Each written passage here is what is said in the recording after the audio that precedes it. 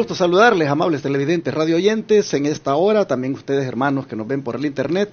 Es lunes 1 de marzo y es un gusto estar aquí nuevamente con ustedes, agradeciéndole a Dios que nos permite llegar hasta sus hogares con estos estudios de la lección de la escuela sabática.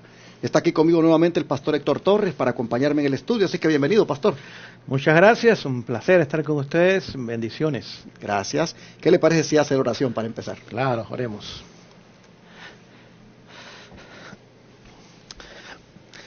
Gracias, oh Dios, que comenzamos un nuevo mes. Amén. Nos permites al primer día de este mes abrir ese libro maravilloso que es tu palabra y poder encontrarnos contigo en él. Señor, corrígenos, instrúyenos en tus caminos y prepáranos para esta vida y para la vida futura también. Que el Espíritu Santo, con todo su poder, esté en nuestro medio. Amén. Ilumine nuestras mentes, dirija nuestros comentarios y bendigas a aquellos que han de escuchar esta palabra. En el nombre de Jesús. Amén. Amén. Este día vamos a mirar un momento en la vida de David cuando él, como el rey bondadoso, misericordioso, justo que era, fue seriamente malinterpretado. Así se titula este día, seriamente malinterpretado. Y vamos a ver cómo David manejó esta situación. Empecemos, pastor. ¿Cómo interpretó Hanún, rey de los amonitas, el gesto de bondad sincera y genuina de David? Exactamente, vamos a la lectura. En 2 de Samuel, capítulo 10, vamos a leer versículos del 1 al 4. Dice lo siguiente: Después de esto, aconteció que murió el rey de los hijos de Amón, y reinó en lugar suyo Hanún, su hijo. Y dijo David: Yo haré misericordia con Hanún, hijo de Naas, como su padre la hizo conmigo. Y envió David a sus siervos para consolarlo por su padre. Mas llegados los siervos de David a la tierra de los hijos de Amón, los príncipes de los hijos de Amón dijeron a Hanún su señor: ¿Te parece que por honrar a David, a tu padre, te ha enviado consoladores? ¿No ha enviado David sus siervos a ti para reconocer e inspeccionar la ciudad para destruirla? Entonces Hanún tomó los siervos de David y les rapó la mitad de la barba y les cortó las vestiduras por la mitad hasta las nalgas y los despidió.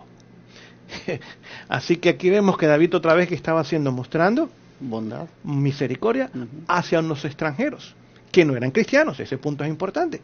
Y no habían mostrado hacia él, cuando él fue hecho rey, no enviaron embajadores ni regalos. Y pues bueno, ellos allá, yo acá. No, cuando este hombre muere, ahora David manda embajadores para consolar a su hijo. Me imagino que al mismo tiempo felicitarlo por la nueva posición. Sus asesores, ¿qué hacen? Siembran la semilla del mal en el corazón de este joven. Dicen, no, estos vienen para espiar y vienen a destruir la ciudad. Y ahora este joven lamentablemente se deja llevar no por el acto de misericordia de David, sino por el prejuicio y la maldad de sus asesores, y ahora les rapa a ellos el cabello y les raja o les corta los vestidos hasta las nalgas. Es decir, era un acto de oprobio. En aquel entonces un hombre sin barba, claro, y mal vestido, con sus partes privadas casi expuestas, pues obviamente mostraba un desprecio completo, y ahora los despidió, ni aún les agradeció por haber venido a traerle consolación. Tremendo, hermanos. Hay veces cuando, aunque seamos también bondadosos y misericordiosos, también el diablo se va a encargar de que no sea valorado ese gesto por parte nuestra. Debemos entender que en este conflicto en el cual vivimos entre las fuerzas del bien y del mal, el enemigo siempre va a obrar, incitando a algunos a que desconfíen de lo que hagamos. Pero no importa, nosotros de todas formas debemos ser siempre bondadosos con todos, debemos ser siempre misericordiosos, solidarios. Aquí vemos un David que su acto de solidaridad, su acto de bondad, su acto de cortesía, de buenas relaciones, miren ustedes el enemigo cómo prestamente obra para que se lo malinterpreten. Bueno, así que no te extrañe, hermano, hermana, cuando algunas veces, queriendo hacer lo recto, queriendo hacer las cosas como Dios manda, de todas maneras siempre por ahí aparece alguien que no te lo agradece, sino que más bien te lo menosprecia, como en este caso. El don profético dice, los amonitas no podían concebir el espíritu generoso que había inspirado el mensaje de David. Cuando Satanás domina las mentes humanas, las incita a la envidia y las sospechas para que interpreten mal las mejores intenciones. Escuchando a sus consejeros, Hanún consideró a los mensajeros de David como espías y los abrumó de desprecios e insultos. A los amonitas se les permitió ejecutar sin restricción los malos designios de su corazón para que su verdadero carácter fuera revelado a David. Dios no quería que Israel se coligara con ese pueblo pagano y pérfido. Patriarcas y Profetas, página 772. Pastor, entonces, ¿Dios permitió eso? ¿Con qué propósito, dice? Para desenmascarar a los amonitas. Exacto. Y que David quizás no comenzara a tener alianzas o pactos o convenios con gente que en vez de ayudarlo, más bien lo hubieran inclinado hacia las cosas que no eran las mejores. Así que, aunque fue un acto de desprecio y un insulto para David, al mismo tiempo fue una lección para él. Así que quizás a veces el Señor permite ciertas cosas que no entendemos. Quizás hemos mostrado misericordia y recibimos lo opuesto. Exacto. Para que entendamos también lo que está tomando lugar en el corazón de esa persona. Y como mencionaba en su comentario, Satanás a veces, cuando damos el bien, nos da el mal. Y de esa forma, lamentablemente, lo hace para herir nuestros corazones. David fue lastimado, pero vemos que no tomó venganza ni represalias.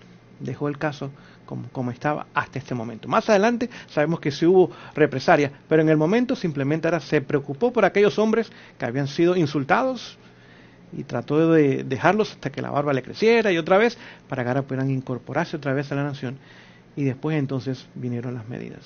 Pero interesante que Dios permite aquello, dice, para que se revelara el verdadero carácter de esa gente y David no se coligara con ese pueblo pagano y pérfido, porque David andaba buscando, pues, en cierta manera, relaciones diplomáticas, ¿verdad? Claro. Y vemos que Dios entonces permite que suceda ese revés para que su hijo, su siervo, pueda discernir que también esa alianza es peligrosa. Qué bonito esto, hermanos, cómo Dios está trabajando aquí en cuidar de que su hijo no vaya a aliarse con las naciones paganas. Bueno, vamos a ir más adelante, pastor. ¿Cuál fue la acción inmediata de Hanún cuando se dio cuenta de las posibles consecuencias del insulto que le había hecho a Israel? Pues vamos a leerlo en Primera de Crónicas, capítulo 19. Primera de Crónicas, capítulo 19, versículos 6 y 7, dice lo siguiente. Y viendo los hijos de Amón que se habían hecho odiosos a David, Hanún y los hijos de Amón enviaron 1000 talentos de plata para tomar a sueldo carros y gente de a caballo de Mesopotamia, de Siria, de Maaca y de Soba. Y tomaron a sueldo 32,000 carros, y el rey de Maaca y a su pueblo, los cuales vinieron y acamparon delante de Medeba. Y se juntaron también los hijos de Amón de sus ciudades, y vinieron a la guerra. Así que eso demuestra realmente, como Dios quería demostrar al rey, lo que había en el corazón de esta gente. Inmediatamente, ¿qué hacen? Porque David ni aún ha dado una respuesta, pero ahora emplean mercenarios, emplean ejércitos de otras naciones, le pagan carros, caballos, etcétera. Ahora vienen sus propias gente, listos ¿para qué? Para tratar de destruir al pueblo de Dios. Cuando el pueblo de Dios, todo lo que había hecho era haberle mostrado misericordia hasta ese momento. Pero Satanás, que demuestra su carácter a través de sus agentes y agencias humanas, comenzaba a demostrarle al rey cómo Dios tenía realmente razón al no permitir que él se aliara con esas naciones. Tremendo. ¿Cuánta plata invirtieron en tomar carros, gente de a caballo, de Mesopotamia, de Siria, de Maaca y de Soba? Tremendo. Se aliaron varios aquí, muchos. Miles. Sí. Vinieron, dice, para acampar ahora y juntarse y así para hacerle la guerra al pueblo de Dios. Bueno, vamos a ver el don profético, pastor, si lee por favor la nota que sigue. Sí, sabiendo los amonitas que el insulto hecho a Israel sería seguramente vengado, hicieron preparativos para la guerra. Era en verdad una alianza formidable desde el punto de vista humano, porque había miles de soldados y otras naciones unidas. Continúa diciendo, los habitantes de la región situada entre el río Éufrates y el Mediterráneo habían hecho una liga con los amonitas. Así que hay una alianza ahí entre estas naciones. había al norte y al este de Canaán enemigos armados, unidos, para aplastar a Israel. Así que interesante la palabra que usa, aplastar. No era tan solo destruirlos, era aniquilarlos, borrarlos de la faz de la tierra, no quedara nada de ese pueblo. Ese fue el plan que realmente ellos tenían en mente. ¿Y se irá a repetir esto en el tiempo final con el pueblo de Dios, pastor? Absolutamente. Es decir, dice el apóstol Pablo que lo que está escrito se escribió para nosotros más que para aquellos años, para que a través de la paciencia y la consolación de las Escrituras nosotros aprendamos. Así que lo que pasó en el pasado es simplemente lo que va a pasar en el futuro. Y otra vez veremos las fuerzas del mundo unirse, aliarse, coligarse, para otra vez tratar de aplastar al pueblo de Dios. Pero sabemos que Dios tiene planes. ¿Será que otra vez, como pueblo remanente, nosotros también vamos a ser malinterpretados como lo fue David? ¿Lo hicieron con David? Absolutamente. Hermanos y hermanas, nosotros tenemos que mirar esto en un contexto escatológico, en el tiempo del fin, en el fin del tiempo. De la misma manera nosotros como pueblo remanente seremos malinterpretados y se coaligarán otra vez las naciones, los reyes, los movimientos que habrán a nivel político y religioso. Será con el fin de aplastar al pueblo remanente. Basta leer Apocalipsis 17, basta, hermanos, leer Apocalipsis 13 y mirar cómo allí se confabula todo un plan contra el pueblo remanente. Seremos malinterpretados. ¿Por qué? Porque predicamos un mensaje llamado el mensaje de los tres ángeles. Seremos malinterpretados también por defender la verdad presente. Hermanos, debemos nosotros mirar que el enemigo siempre ha buscado alianzas, aliar, confabular a los hombres de guerra, a los gobiernos terrenales, para venir en contra del pueblo de Dios. Así como David fue malinterpretado, nosotros también lo seremos y debemos prepararnos. Pero aquí ahora vamos a mirar un mensaje de ánimo, pastor, por parte de Joab, el general de los ejércitos de David. ¿Qué declaró él para animar a su pueblo, según los versículos 8 y 13, y cómo los inspiró y sorprendió a David también? Oyéndolo David, envió a Joab con todo el ejército de los hombres valientes. Pasamos al versículo 13. Esfuérzate y esforcémonos por nuestro pueblo y por las ciudades de nuestro Dios, y haga a Jehová lo que bien le pareciese. ¿Qué le parece ese mensaje de ánimo? Es el mensaje para este tiempo. Es imposible para el pueblo de Dios presente derrotar las fuerzas del enemigo. Sí. Son más numerosas, mejor financiadas, etcétera, etcétera. Pero para Dios no hay obstáculos. Si seguimos la advertencia de Joab, esforcémonos y seamos valientes, porque esta guerra no es nuestra, es del Señor. Él va a pelear nuestras guerras y las va a ganar en su nombre y nos va a regalar la victoria a nosotros. Estoy seguro que de la misma forma que David y su ejército obtuvieron la victoria sobre todas estas naciones aliadas encabezadas por los amonitas, al final de la historia, otra vez el pueblo de Dios, a pesar de todas las alianzas humanas encabezadas por el sistema papal, otra vez obtendrá la victoria. Así que gracias a Dios por esta historia, porque esta historia se repetirá una vez más en el pueblo de Dios de estos días. Exacto. Y cómo David entonces también los inspira y los sorprende, según 2 Samuel 10, del 17 al 19. Vamos a leerlo, 2 Samuel 10. ¿Leo? Sí. Y cuando fue dado aviso, David reunió a todo Israel y pasando el Jordán vino a Elam. Y los sirios se pusieron en orden de batalla contra David y pelearon contra él. Mas los sirios huyeron delante de Israel. E hirió David a los sirios la gente de 700 carros y 40,000 hombres de a caballo. Hirió también a Sobat, general del ejército, y murió allí. Y viendo pues todos los reyes que asistían a Hadad-Ezer, que había sido derrotados delante de Israel, hicieron paz con Israel y le sirvieron. Y de allí en adelante temieron los sirios de socorrer a los hijos de Amón. Aprendieron sus lecciones. Sí, definitivamente.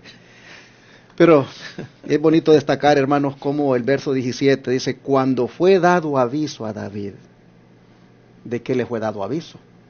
De cómo estaban acampados, estaban prácticamente listos para combatir a Israel, estaban confabuladas las naciones, el enemigo los tenía todos bien alineados contra el pueblo de Dios.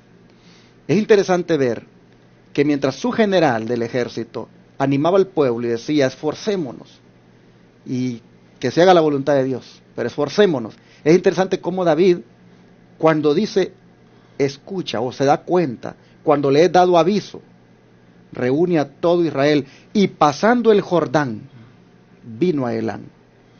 Y los sirios se pusieron en orden de batalla contra David y pelearon contra él. Y ya el pastor dijo lo demás en la lectura, pero yo quiero destacar el hecho, porque la pregunta es, ¿qué declaró Joab para animar a su pueblo?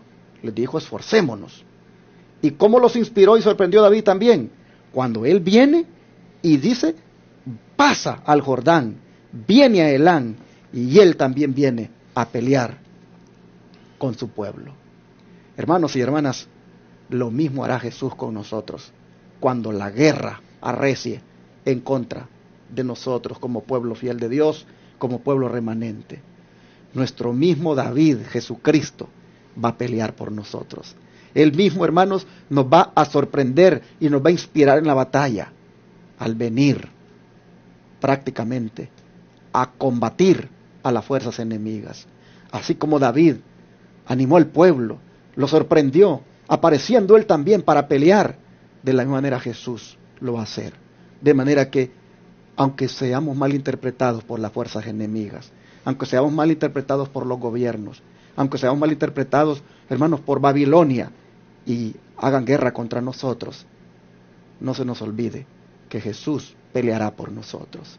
Solamente esforcémonos, como dijo Joab, o como le dijo también a Josué, esfuérzate y sé valiente. Hay que esforzarnos, hermanos, ahora más que nunca en el estudio de la Biblia, en la oración, en la testificación, en pasar más con Jesús. El cristiano eso le toca hacer a manera de preparación. Y cuando la guerra se dé, Jesucristo mismo peleará por nosotros. ¿Qué nos dice el don de profecía para cerrar? Dice David, dándose cuenta de cuánto dependía del resultado de esa lucha, se encargó personalmente de la campaña y por la bendición de Dios infligió a sus aliados una derrota tan desastrosa que los sirios, desde el Líbano hasta el Éufrates, no solo renunciaron a la guerra, sino que pagaron tributo a Israel. David prosiguió con vigor la guerra contra Amón, hasta que cayeron sus fortalezas, y toda la región quedó bajo el dominio de Israel. Amén. El mismo plan tomará lugar otra vez con el pueblo de Dios. Amén. Así que representa a Jesús. Así es. Apocalipsis 17 dice, y el Cordero los vencerá. Así que el Señor ya tiene todo planeado para traer a su pueblo a una victoria completa, rotunda y permanente sobre sus enemigos humanos. Amén. Bueno, cerramos haciendo un llamado a esforzarnos, a seguir adelante en cumplir con el mandato de Dios, en seguir manifestando la bondad, la cortesía, hermanos, ser misericordiosos con los demás, a esforzarnos siempre en hacer lo recto delante del Señor. Si se da lo de malinterpretarnos, bueno, se revelará verdaderamente el carácter de los que nos malinterpretan, pero debemos de saber de que en todo caso el Señor siempre nos va a acompañar. No tengamos temor, hermanos, en lo que ha de venir. Solamente esforcémonos, como dijo Joab. Mantengámonos del lado de Jesús, haciendo lo recto. Este día hagamos lo recto. Seamos bondadosos, seamos misericordiosos, seamos justos. Manifestemos que somos representantes de Cristo. Reflejemos, hermanos, el carácter de Cristo. Y lo que venga como resultado, dejémoselo al Señor. Vamos a orar.